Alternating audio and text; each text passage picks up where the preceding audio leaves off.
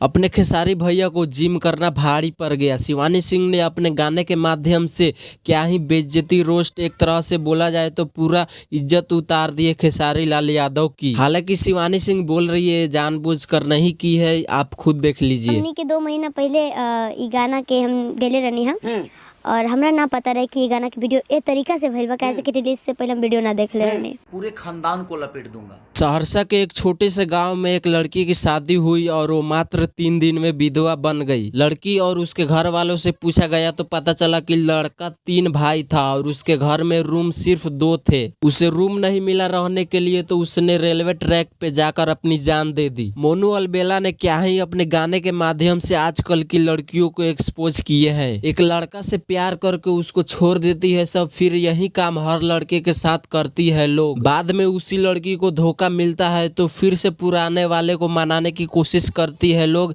सिर्फ सॉरी बोलकर। तू फिर झूठ बोलेगी, तू फिर झूठ बोलेगी। बस रुलाएगा क्या? पवन सिंह का बहुत ही जल्द एक और पावरफुल गाना आने वाला है वेस्ट भोजपुरी से। आप लोग ये पोस्ट देख सकते हैं।